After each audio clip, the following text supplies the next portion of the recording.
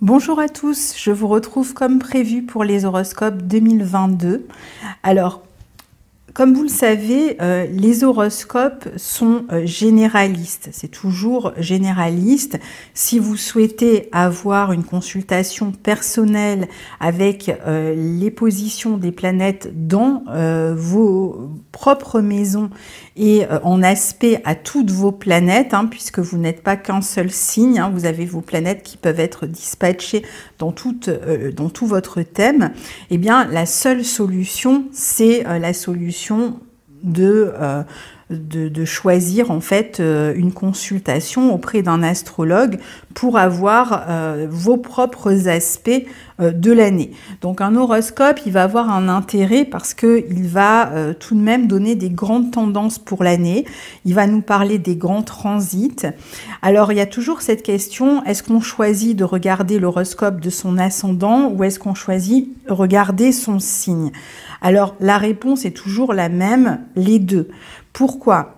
Parce que si vous choisissez de regarder l'horoscope de votre ascendant, vous aurez plus d'indications sur les domaines qui sont touchés dans votre vie pendant l'année. Et si vous regardez l'horoscope de votre signe, vous aurez le résultat de ce que votre soleil reçoit comme aspect durant l'année. Donc c'est toujours important de conjuguer les deux parce que ce sont des informations qui sont différentes. Et donc vous avez un côté plus complet si vous écoutez les deux horoscopes. Mais ça reste toujours non personnalisé et évidemment ça reste assez synthétique par rapport à ce qu'on pourrait faire avec un horoscope personnalisé, un thème prévisionnel personnalisé si vous consultez un astrologue. Donc ça c'est la première chose. Et la deuxième chose c'est que quand vous écoutez votre horoscope, évidemment, il y a tout un tas d'interprétations possibles puisque l'astrologie est une discipline symbolique et donc on ne peut pas épuiser l'ensemble des possibilités. Donc je vais donner un maximum d'informations. Elles ne seront pas exhaustives, ces informations, bien évidemment, mais encore une fois, ça vous donnera les grandes lignes directrices pour l'année. Donc ça, c'est pour savoir comment faire votre choix et qu'attendre d'un horoscope. Je vous rappelle aussi que si vous souhaitez avoir tous les transits de l'année, vous pouvez vous procurer le calendrier que j'ai créé avec Guillaume Cosnier. Je laisse le lien en barre d'infos, ça vous renvoie sur mon site et à ce fameux calendrier que nous avons fait ensemble. Et vous pouvez donc tout à fait vous le procurer. Et vous aurez comme ça tous les transits de l'année, jour après jour, mois après mois, donc les transits célestes, et ça vous donnera des repères au quotidien pour savoir un peu quelle est l'énergie de la journée, quels sont les bons moments pour programmer peut-être des rendez-vous, peut-être pour comprendre aussi certaines choses qui vous arrivent, certains événements qui vous arrivent, à quoi ça peut être dû. Donc n'hésitez pas, l'horoscope est donc en vente, vous le trouvez dans la barre d'infos. Et puis si vous souhaitez regarder comment il se présente, eh bien je laisserai à la fin de la vidéo la vidéo de présentation que j'ai fait avec Guillaume pour pouvoir vous montrer comment ça fonctionne. Bonjour natifs de la Vierge, donc je vous retrouve pour votre horoscope 2022. Alors, vous allez voir à l'écran apparaître les dates qui correspondent au transit dont je parle et aussi les personnes qui sont concernées à chaque fois par l'aspect dont je parle. Donc tout ça figure à l'écran. Moi, je n'y reviens pas quand j'en parle. Comme ça évite de brouiller les pistes. Donc on va commencer avec Jupiter qui va se trouver dans le signe du Poisson, dans votre secteur 7, et qui va favoriser les projets familiaux pour vous cette année. Il peut être question donc ici de régler des affaires de famille, de manière assez officielle, hein, c'est-à-dire que on peut officialiser des questions familiales, des engagements familiaux. Ça peut concerner un bien immobilier, éventuellement un héritage aussi dont on doit s'occuper avec d'autres personnes. Il peut y avoir des rencontres, bien sûr, pour certains, mais aussi des projets de couple pour ceux qui sont en couple et qui peuvent être liés justement à un achat immobilier, à un changement de résidence, peut-être pour certains suite à une naissance dans la famille. Dans certains cas, il peut être question d'affaires officielles à régler concernant le logement avec une tierce personne. Alors, Jupiter, dans ce secteur 7, il est toujours à double tranchant. Quand ça va bien dans la relation, eh bien, il va aider à une expansion dans la vie relationnelle, amoureuse, dans le couple. Il va même aider aux rencontres. Hein. Il peut vraiment permettre des nouvelles rencontres ou de nouveaux engagements dans les relations. En revanche, quand on est dans une situation où le couple ne fonctionne plus, Jupiter va permettre de se séparer, c'est-à-dire qu'on peut faire appel à la loi, puisqu'il va représenter l'officialisation, la légalisation, donc aussi bien dans le sens d'une réunion, hein, d'un engagement, d'un mariage, pourquoi pas pour certains, et pour d'autres, dans le sens d'une séparation. Alors, le fait que Jupiter soit dans ce secteur 7 fait que même en cas de séparation, on arrive à s'entendre, on arrive à se montrer équitable et à se séparer d'une certaine manière dans de bons termes. Donc il va y avoir une recherche de plus d'équilibre dans la vie relationnelle, dans les engagements affectifs. C'est aussi une bonne position pour signer des contrats, par exemple. Jupiter étant opposé finalement à votre soleil peut indiquer aussi des questions de fin de contrat, fin de projet, dans certains cas on l'a vu de séparation, d'affaires officielles à régler avec le passé sous fond par exemple de crise sur le plan affectif, mais avec la possibilité d'aller, de s'en sentir presque soulagé ou de s'apaiser, de se soigner par rapport à ce qui ne fonctionnait pas.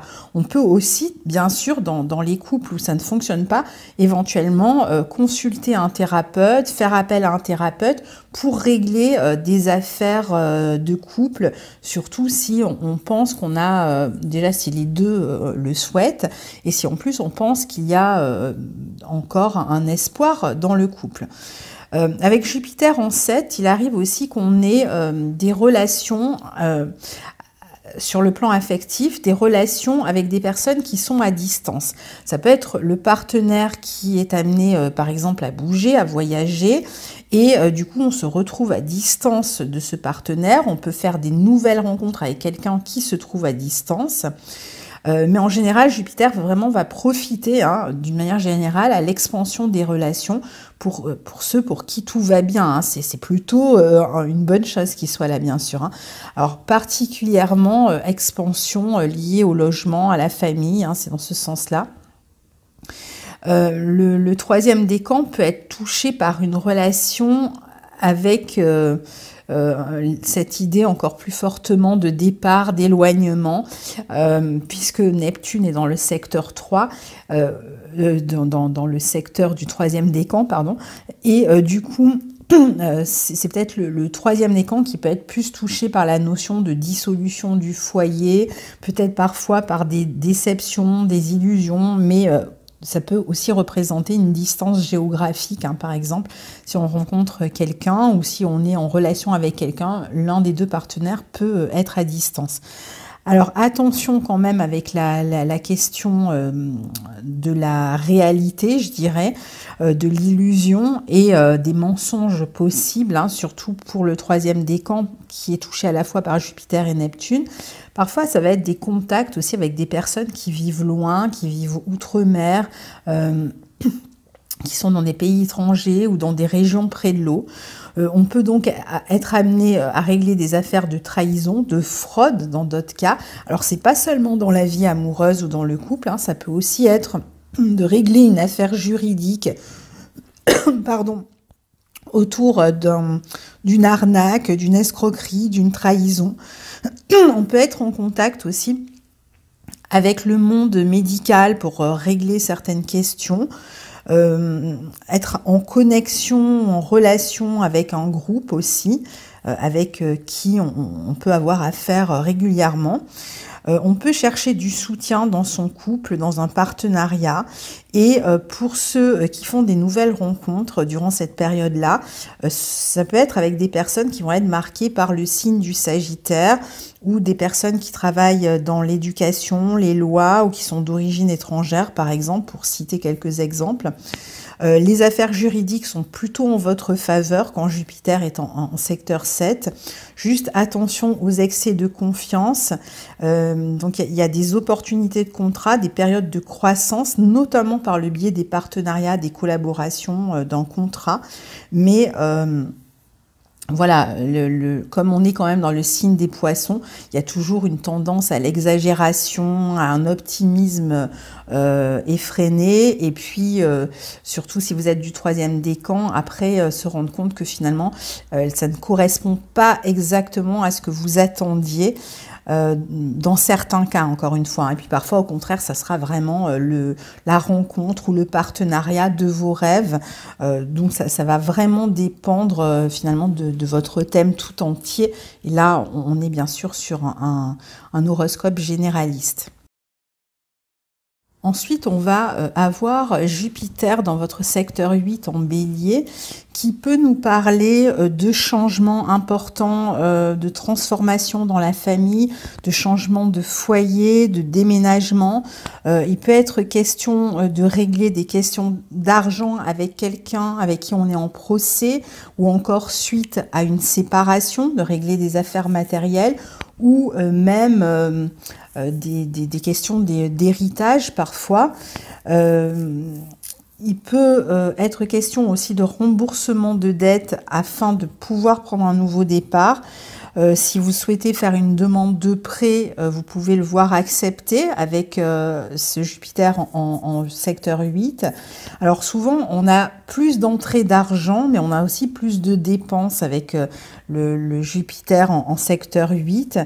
Les dépenses peuvent être liées à un nouveau départ justement dans le foyer, l'immobilier, la famille. Alors c'est aussi une position qui peut indiquer une augmentation des finances pour votre conjoint ou votre partenaire et qui vont vous profiter à vous aussi. Les investissements sont plutôt fructueux. L'activité sexuelle peut être plus intense avec un Jupiter dans ce secteur 8. Il est important ici de s'occuper aussi de sa vie émotionnelle qu'on peut gérer toujours grâce à un thérapeute, où on peut avoir affaire à un conseiller aussi pour régler des investissements ou des affaires d'argent. Tout ça qui sont quand même liés à un nouveau départ dans votre vie. Et puis, on peut mélanger son énergie à celle d'un partenaire, par exemple, dans un but précis. C'est une bonne position pour tout ce qui concerne la guérison psychologique afin de se nettoyer d'une certaine manière et de pouvoir prendre un nouveau départ. Et puis, c'est une position intéressante pour mettre son argent en commun avec une autre personne pour réaliser un objectif qui permet de prendre un nouveau départ. Vous avez aussi Saturne dans votre secteur 6 en Verseau cette année. Saturne dans ce secteur 6, finalement, il est assez à l'aise puisque c'est un secteur qui nous parle de s'occuper du quotidien, de l'organisation du quotidien, qui parle de s'occuper de son travail, de s'acharner dans son travail, de s'appliquer dans son travail, de mieux s'organiser dans son travail et dans son quotidien. Et donc, ce secteur 6, finalement, s'accorde bien avec la planète Saturne qui va vous donner la capacité à prendre des responsabilités dans votre travail, dans votre quotidien et à faire des efforts et à fournir des efforts. Alors bien sûr, dans le secteur 6, souvent ces efforts sont répétés. C'est-à-dire il peut y avoir une notion un petit peu de routine dans le travail, de refaire sans cesse et toujours les mêmes tâches avant d'obtenir un résultat important. Il peut y avoir beaucoup de travail hein, pour ceux qui travaillent, qui sont déjà dans une activité. Saturne en 6 souvent amène soit plus de responsabilités, soit plus de travail, qui vont demander des efforts constants, qui vous permet d'être plus productif, mais qui vous laisse souvent peu de temps pour vous occuper d'autres choses. Donc, on a un peu l'impression d'être l'esclave de son travail quand on a un travail. Hein. Ici, on peut aussi avoir envie de faire de ses passions, de ses hobbies, un travail, c'est-à-dire de se professionnaliser par rapport à un secteur que l'on aime et qui est peut-être à la base plutôt un domaine qui est de l'ordre du divertissement, si vous voulez, ou qui constitue un loisir. On peut aussi avoir envie, par exemple, de créer son entreprise, hein, toujours dans le même sens, de créer une entreprise indépendante, de devenir indépendant dans le travail. Dans d'autres cas, on peut s'arrêter aussi de travailler à un moment parce que, par exemple, on est en congé maternité ou on a un problème de santé, donc on va ralentir, on va lever le pied ou parce qu'on doit s'occuper d'affaires plus urgentes. La santé peut réclamer aussi ici une bonne discipline, une bonne hygiène de vie, de la régularité. On va être plus assidu d'ailleurs dans son hygiène de vie. On peut même parfois être contraint de faire des régimes, de changer d'alimentation. On a tendance en général à mieux s'organiser de toute façon dans son quotidien, dans son hygiène de vie, même si le quotidien réclame des efforts constants et répétitifs. Il peut même y avoir un côté très exigeant dans le travail, très perfectionniste. Il y a un côté où il y a le sens du labeur, d'ailleurs que vous travaillez ou pas, hein, ça s'applique soit dans votre quotidien, dans les tâches que vous réalisez au quotidien, soit dans les tâches professionnelles. Parfois, on peut aussi mettre du temps avant de trouver un travail, pour ceux qui en cherchent un travail adapté. Alors peut-être que la solution, c'est de créer son entreprise. Et pour d'autres, ne baissez pas les bras, ça va venir parce que Saturne peut parfois demander ces efforts constants et répétitifs hein, dont je parlais avant d'obtenir ce que l'on souhaite. Mais en général, si les efforts sont fournis, si on est persévérant, Saturne finit par concrétiser. Il est quand même dans un signe ami, hein, le signe des Verseaux, qui est l'un de ses domiciles, donc il peut concrétiser ici quelque chose. Pour certains, surtout si vous êtes patron et que vous avez des employés, vous pourriez avoir quelques ennuis avec certains employés ici qui pourraient poser problème, s'absenter ou qui amènent une notion de contrainte un petit peu. Et pour ceux qui n'apprécient pas leur emploi, évidemment, vous pourriez plus mal vivre le passage de Saturne dans ce secteur 6, mais c'est en même temps le fait de pas être satisfait et de vous en rendre compte qui va vous permettre d'en changer. Voilà, ça peut représenter aussi une prise de conscience qu'on n'est pas dans le bon travail et il serait peut-être temps de se former, on le verra tout à l'heure, de se former pour aller vers d'autres horizons si c'est valable dans votre quotidien aussi, hein, peut-être de changer d'horizon, si vous ne supportez plus votre quotidien, si vous avez l'impression d'y avoir trop de responsabilités, trop de devoirs. Alors vous avez Uranus qui se trouve dans votre secteur 9, dans le signe du Taureau. Alors vous avez les dates à l'écran, hein, que ce soit de rétrogradation et puis les personnes qui sont concernées par le trigone à leur soleil. Alors d'abord pour tous, hein, même si vous n'êtes pas concerné directement par le trigone, pour tous, Uranus dans ce secteur 9 vous pousse vers une évolution, évolution qui va concerner le sens de votre vie, votre orientation, avec des changements possibles d'orientation, on vient de le dire. Il amène aussi une curiosité accrue, peut-être un intérêt aussi pour une culture étrangère, pour de nouvelles études, pour un nouveau lieu de vie, à l'étranger, dans une autre région. Il y a vraiment cette notion de vouloir sortir en fait d'un quotidien un peu pesant et d'ouvrir l'horizon. Donc peut-être par des voyages pour d'autres qui peuvent être envisagés. Il peut être aussi question, par exemple, de mettre en avant son originalité, particulièrement dans sa créativité, si vous êtes créatif. On peut chercher à s'élever dans son quotidien, vouloir prendre des risques, partir à l'aventure d'une certaine manière.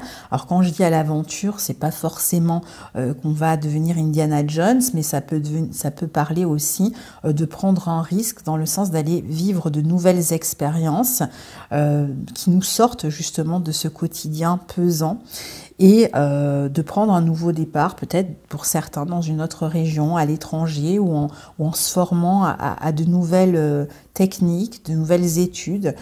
On peut tout à fait suivre un enseignement technique ici. Il peut y avoir, si vous voyagez cette année, des imprévus à gérer quand même dans les voyages. Donc,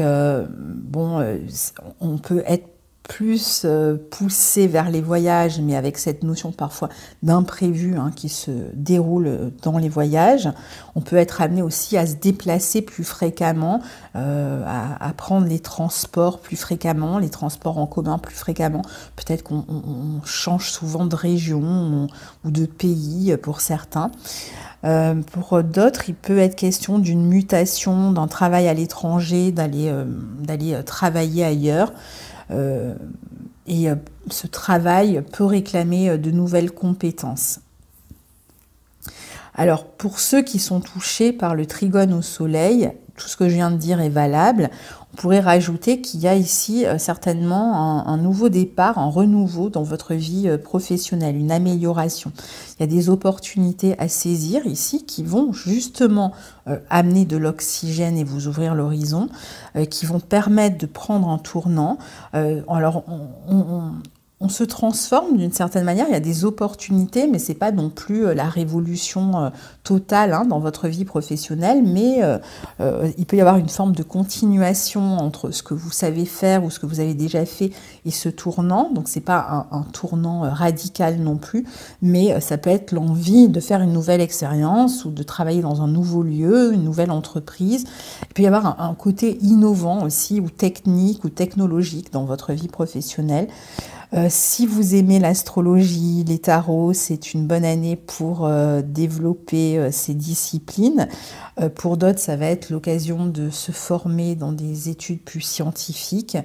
Vous pouvez voir aussi votre travail médiatisé d'une certaine manière. Alors, soit que vous utilisez les médias pour faire connaître votre travail, par exemple artistique, ou alors que vous ayez de la lumière qui soit projetée sur certains de vos travaux. Il peut aussi être question d'une fin concernant le travail, d'un changement, comme je vous disais, peut-être d'une forme de réorientation. Les relations avec les autres vont être stimulantes, mais je pense qu'il peut y avoir aussi l'idée de nouvelles personnes qui rentrent dans votre vie, peut-être un renouveau dans les liens amicaux, une vie sociale peut-être un peu plus riche, enrichie en tout cas, des nouvelles idées aussi, nouvelles manières de voir le monde, une certaine originalité, plus de dynamisme, de regard tourné vers le futur, de projets. C'est un peu comme si vous ouvriez en fait une fenêtre en fait devant vous qui était restée longtemps fermée. Et donc vous voyez, vous arrivez à vous projeter davantage vers le futur. Neptune, quant à lui, on en a parlé vaguement tout à l'heure, se trouve dans votre secteur 7 en Poisson. Alors, les personnes concernées, vous pouvez voir ça à l'écran, pour ceux qui sont concernés par l'opposition à leur soleil. Alors, pour tous, Neptune, dans ce secteur 7, peut amener beaucoup de fantasmes dans la vie relationnelle, amoureuse, l'impression de rencontrer son âme sœur. Vous voyez, c'est très neptunien ça. Ou sa flamme jumelle. Bon voilà, c'est à vous de voir en fonction de vos croyances et de ce qui vous parle. Hein. Moi, je ne suis pas spécialiste dans ce domaine. Il peut y avoir la notion de rencontrer un partenaire idéal, en tout cas. Parfois, je vous l'ai dit tout à l'heure, il peut y avoir de la distance géographique entre vous et une personne, peut-être une personne d'origine étrangère ou qui vit dans une autre région.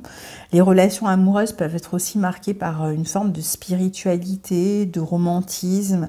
Alors si vous êtes dans une relation amoureuse qui s'y prête, on peut ensemble chercher à s'élever dans la vie amoureuse par le biais de la spiritualité. On peut collaborer ensemble, même dans ces domaines-là.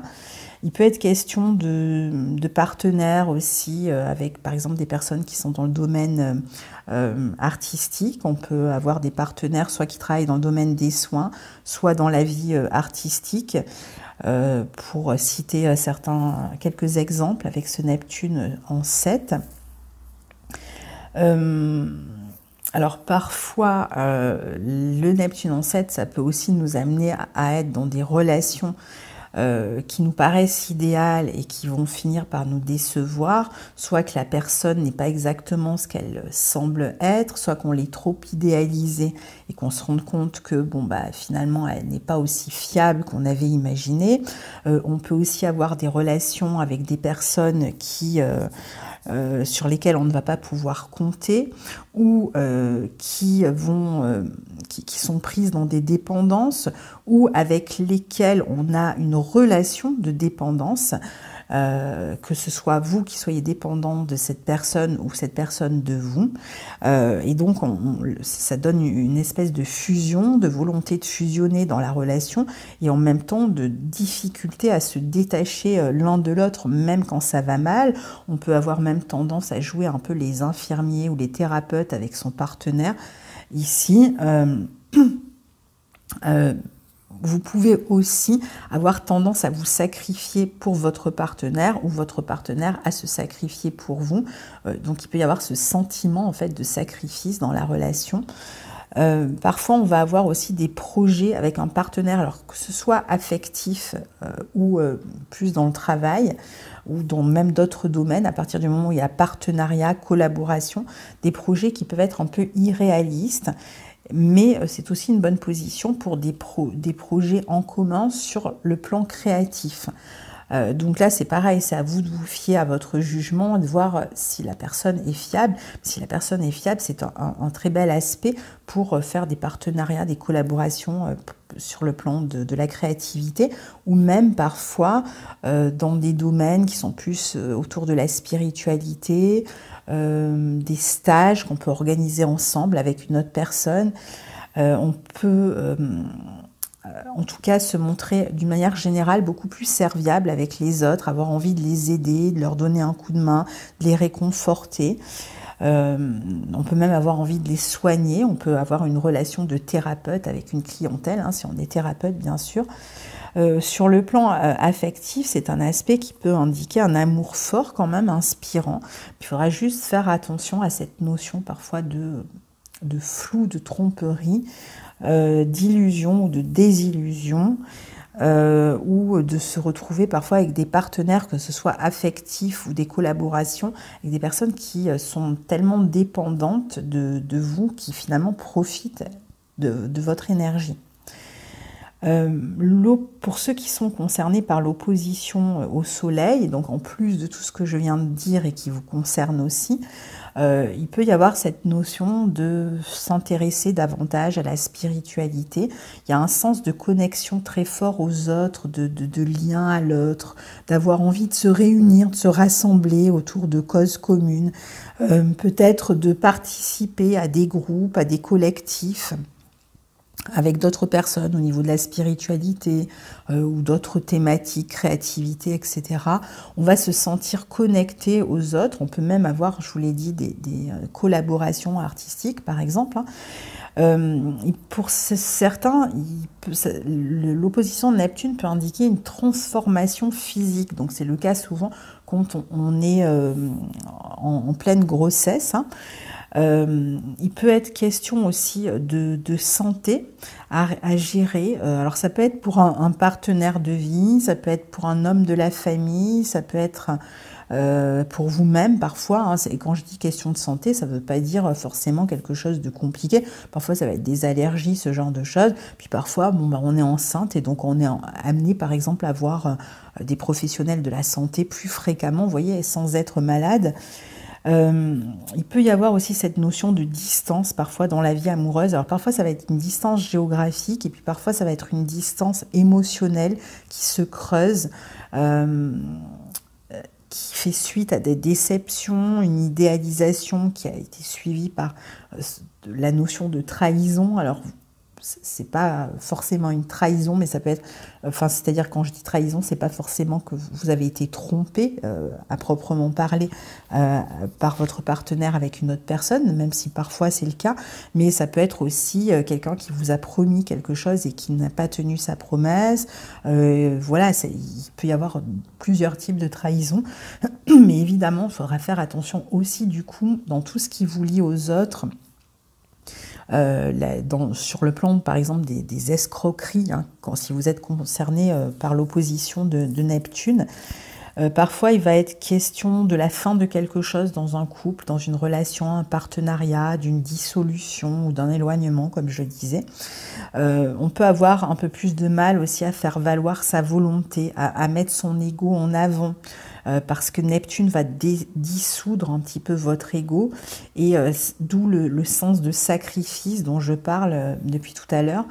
Alors pour ceux qui sont créatifs, l'opposition de Neptune va vous donner beaucoup d'imagination, d'inspiration. Si vous avez des dons de médiumnité, ils peuvent se développer. Ça peut être toujours donc excellent pour les collaborations artistiques, créatives, spirituelles, et pour travailler dans le domaine des soins. Mais il peut aussi, si vous êtes vraiment concerné par l'opposition de Neptune, vous pourriez voir aussi un partenariat ou une relation se dissoudre, se rompre, où vous retrouvez dans des doutes, la notion de doute dans une relation. Vous ne savez pas où elle va, vous ne savez pas quel sens elle prend, vous avez des doutes sur les engagements, sur parfois même votre propre réalisation, vos propres engagements. Donc Neptune parfois apporte cette sorte de brouillard quant à notre direction, et donc il vaut mieux pas prendre de décisions importantes tant qu'on est touché par l'opposition directement de Neptune. Et puis éviter aussi les relations sauveur-sauvé, infirmière, thérapeute avec le partenaire. Partenaire de vie, parce que bon, après si c'est dans votre travail, ça pose aucun problème. Neptune face au soleil parfois fait un petit peu décliner la confiance en soi aussi, hein. Je vous disais, apporte des doutes, et peut aussi amener des rêves, des attentes qui sont parfois irréalistes et dont on peut prendre conscience au fil du transit pour les abandonner d'une certaine manière et revenir à des projets plus concrets, plus lucides, plus faisables. Alors ensuite, vous avez Pluton dans votre secteur 5 en Capricorne.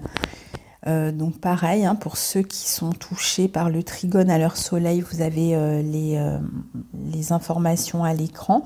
Donc pour tous, Pluton dans ce secteur 5 va amener parfois des transformations par des naissances, hein, par la créativité, de la fécondité, ça peut être aussi des transformations par une relation amoureuse qui entre dans votre vie et qui change votre vie, qui vous transforme en fait, parce que c'est une relation forte, intense. La créativité aussi est intense, approfondie avec cette position-là. Alors parfois on peut aussi être dans des relations amoureuses dans lesquelles viennent s'insinuer des notions de jalousie, de possessivité, parce qu'on est dans des relations passionnées, passionnelles. Cette passion, on la retrouve aussi dans votre créativité. Parfois, on peut aussi avoir une relation forte avec les enfants ou l'un des enfants, ou des relations parfois même de pouvoir avec les enfants, où ce sont des enfants qui vont vivre des grosses transformations dans leur vie, dans leur éducation. Il y a peut-être une transformation aussi, un tournant. Sur le plan affectif, ça peut donner aussi des relations dans lesquelles la passion et la sexualité tiennent une grande place. Parfois, on peut avoir même des obsessions sur quelqu'un, sur un partenaire de vie. On peut avoir à régler aussi des affaires administratives au sujet des enfants, peut-être qui vont amener des transformations par la suite dans la vie des enfants. Peut-être un changement de cadre dans leur vie. En tout cas, Pluton dans votre secteur 5 vous rend assez charismatique, sexy, attractif, magnétique. Alors, pour le trigone au soleil, pour ceux qui sont concernés par le trigone au soleil, bon, tout ce que je viens de dire est valable. On peut renforcer l'idée d'une possible grossesse qui vient un peu transformer votre vie. Des expériences intenses dans votre vie amoureuse aussi. On peut être amené à faire des recherches dans son travail, ses études, sa créativité, vivre des expériences fortes sur le plan affectif. Il peut y avoir aussi la notion d'enquête, de recherche, d'approfondissement sur le plan de la créativité. Alors pour ceux qui sont jaloux, ça peut donner envie aussi d'espionner l'autre. Il y a au niveau aussi bien sur le plan amoureux que de la créativité, vraiment beaucoup de passion dans ce que vous faites, beaucoup d'investissement. Pour d'autres, ça va être l'investissement auprès de vos enfants aussi. C'est surtout une position qui vous pousse à vous affirmer en retrouvant du pouvoir sur vous-même. Et vous pouvez être même en contact aussi avec des personnes de pouvoir. Il peut y avoir une transformation positive aussi dans la manière de vous affirmer, de communiquer avec l'entourage. Vous pourriez aussi vous intéresser par exemple davantage à l'ésotérisme avec cette position-là. Alors ensuite, vous avez les nœuds lunaires qui vont passer dans votre axe 3-9, ce qui veut dire que vous allez avoir les éclipses sur cet axe-là. Donc le nœud nord sera en taureau dans votre secteur 9 et le nœud sud en scorpion dans votre secteur 3. Donc vous avez la date des éclipses à l'écran, ce qui veut dire qu'à chaque fois qu'on aura des éclipses, il peut y avoir des tournants dans ce secteur-là, dans ces deux secteurs qui sont concernés par les nœuds lunaires. Alors, avec le nœud nord dans votre secteur 9, c'est une année qui réclame quand même, encore une fois, que vous ouvriez une fenêtre. Je crois que je vais appeler la vidéo comme ça, et que vous preniez vraiment une bouffée d'oxygène et que vous sortiez de votre zone de confort pour aller vers de nouvelles expériences, nouvelles manières de voir les choses grâce à de nouvelles expériences concrètes qui peuvent parfois relever de voyages dans une autre région ou à l'étranger. Pour d'autres, qui relèvent de nouveaux apprentissages que vous pourriez développer durant l'année, nouvelles connaissances, nouvelles formations. Et puis pour d'autres qui vont être la conséquence d'affaires officielles, légales, que vous avez à gérer et à régler cette année sur le plan matériel et qui peuvent s'avérer finalement bénéfiques pour vous.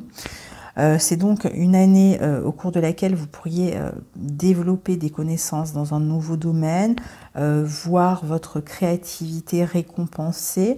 Vous pourriez chercher à investir à l'étranger ou éventuellement même à aller étudier à l'étranger ou vous installer à l'étranger ou dans une autre région. On peut étudier dans tout un tas de domaines ici, hein, je ne vais pas tous les citer, tous les domaines qui sont liés au taureau, ça va de la vie artistique, enfin de la créativité à l'agriculture, en passant par tout ce qui est du domaine des soins, de l'alimentation, enfin voilà, il y a tout un tas de domaines. En tout cas, on peut voir sa curiosité vraiment se développer, même si on ne suit pas formellement une formation. Puis pour ceux qui veulent, par exemple, publier un ouvrage cette année, c'est possible, de trouver un éditeur, par exemple. Mais pour ceux qui veulent aussi... par exemple, apprendre en autodidacte de leur côté, sans passer par des formations ou des études formelles, c'est possible aussi en fait. Tout ce qui va enrichir vos connaissances, vos expériences sont bienvenus en fait. Hein. On peut avoir envie de s'éloigner de son environnement actuel aussi pour voguer vers d'autres horizons. Donc parfois ça va se faire vraiment sur le plan géographique. L'évolution ici peut passer par le fait de sortir, comme je vous disais, de votre zone de confort et de s'ouvrir en fait à quelque chose de nouveau, niveau culturel, intellectuel, géographique, humain, peut-être tout à la fois aussi, hein, en termes aussi de développement personnel, de spiritualité. Il peut y avoir donc une nouvelle manière de penser ou de considérer le futur, par exemple, votre orientation aussi d'une manière générale, de changer aussi votre manière de communiquer avec l'entourage, peut-être de laisser derrière vous des comportements obsolètes, certaines obsessions.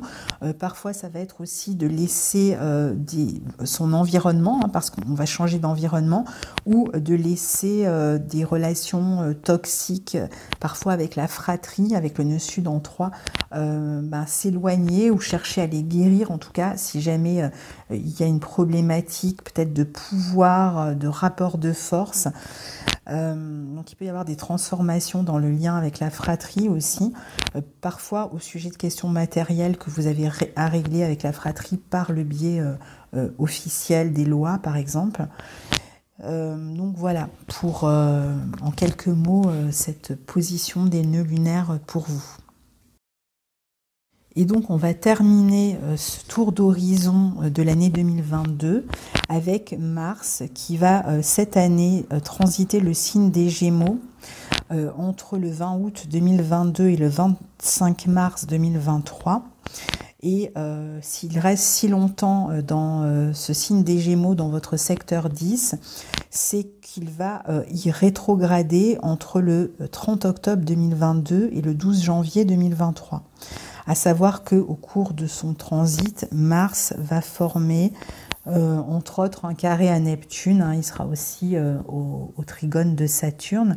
Donc, il y a quelque chose que vous cherchez à concrétiser au niveau de la carrière, de votre statut social, que vous cherchez à mettre en place, mais qui peut demander une réorientation, qui peut demander à être repensé parce qu'il y a une zone, disons, qui ne prend pas suffisamment en compte le réel et qui pourrait vous faire rater finalement cette ambition si vous ne revoyez pas votre projet d'une autre manière. Donc en fait, Mars, dans ce secteur 10, va vous amener à mettre beaucoup d'énergie au service de votre carrière, de votre travail. On a envie de se faire remarquer, on a envie d'être reconnu. Parfois, on peut même suivre une formation pour accéder à un échelon supérieur dans son travail ou suivre des stages pour accéder à un échelon supérieur. On va communiquer avec la hiérarchie, on va négocier pour essayer d'obtenir une place et tout en étant en concurrence avec d'autres personnes sur cette place-là. On peut avoir à se déplacer aussi plus souvent dans sa vie professionnelle avec Mars dans ce secteur 10, avoir des entretiens à régler, c'est une bonne période pour faire des démarches professionnelles, passer des entretiens.